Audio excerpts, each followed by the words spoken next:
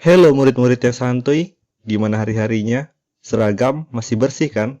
Kali ini kita akan belajar maksimum atau minimum fungsi kuadrat bersama saya, Hussein Khairi.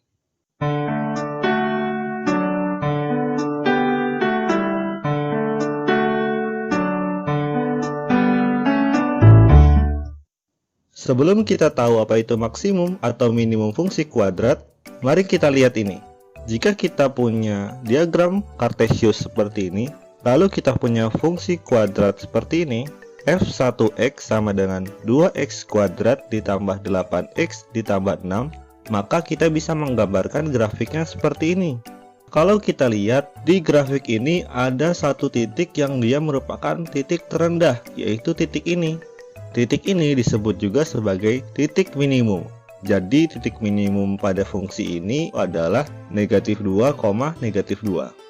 Lalu kalau misalkan kita punya fungsi seperti ini, f2x sama dengan negatif x kuadrat ditambah 6x dikurang 12, maka kita dapat menyatakannya dengan grafik seperti ini. Di sini ada titik tertingginya, yaitu titik yang ini. Ini disebut sebagai titik maksimum, yaitu 3, negatif 3. Lalu apa yang membedakan keduanya? Kalau di fungsi yang pertama kita lihat A-nya ini adalah 2. 2 ini lebih dari 0. Karena A-nya lebih dari 0, maka dia memiliki titik minimum. Sedangkan fungsi yang kedua, A-nya di sini adalah negatif 1. Dia kurang dari 0, maka dia memiliki titik maksimum. Selanjutnya, bagaimana cara mencari titik maksimum atau titik minimum? Kalau kita punya fungsi seperti ini, fx sama dengan ax kuadrat ditambah bx ditambah c, maka titik maksimum atau minimumnya itu bisa kita nyatakan seperti ini, xp, fxp. Dengan xp-nya sama dengan negatif b per 2a. Sedangkan fxp-nya sama dengan negatif dari b kuadrat ditambah 4ac per 4a. Nah, kalau sudah sampai sini, mari kita ke tugas kalian. Tugas yang pertama, tuliskan namamu. Contohnya, nama saya Hussein Khairi. Nomor 2, hitung banyak anggota himpunan huruf konsonan penyusun namamu. Huruf konsonan itu adalah huruf abjad yang selain huruf vokal. Contohnya di sini di nama saya, huruf konsonannya adalah H, S, N, K, H, dan R. Kalau kita buat himpunannya, maka jadi seperti ini. Jadi kalau ada yang sama, cukup ditulis sekali saja.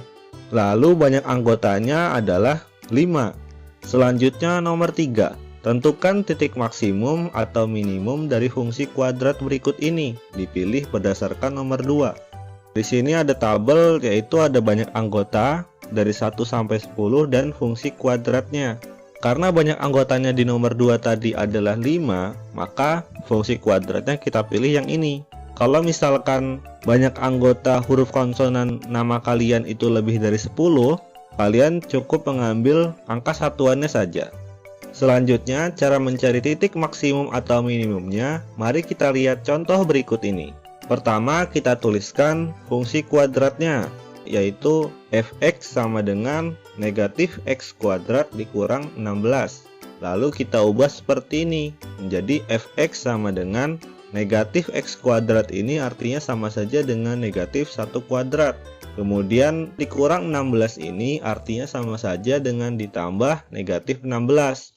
Supaya jelas mana A, B, dan C-nya, maka kita tambahkan seperti ini. Jadi di sini kita dapat A-nya adalah negatif 1, B-nya adalah 0, dan C-nya adalah negatif 16. Lalu kita gunakan rumus yang tadi. Pertama kita cari XP sama dengan negatif B per 2A. Lalu di sini nilainya kita ganti. Negatif B di sini sama saja dengan negatif 0. Kemudian per 2A di sini itu sama saja dengan per 2 dikali negatif 1. Kalau kita hitung, ini hasilnya sama saja dengan 0. Kemudian kita cari fxp-nya menggunakan rumus yang tadi, yaitu negatif dari b kuadrat ditambah 4ac per 4a. Lalu masing-masing kita ganti. Ini menjadi negatif dari 0 kuadrat ditambah 4 dikali negatif 1 dikali negatif 16 per 4 dikali negatif 1. Kalau kita hitung, ini hasilnya sama saja dengan negatif 16. Karena di sini A-nya itu kurang dari 0, maka ini memiliki titik maksimum. Jadi titik maksimumnya adalah 0,-16. Ingat ya, kalau dia A-nya lebih dari 0, maka dia yang didapat adalah titik minimumnya. Sekian materi kali ini, dan satu pelajaran yang bisa kita ambil adalah fungsi dari suatu hal bisa menjadi maksimum atau minimum bergantung pada kebutuhannya. Sekian, keep studying.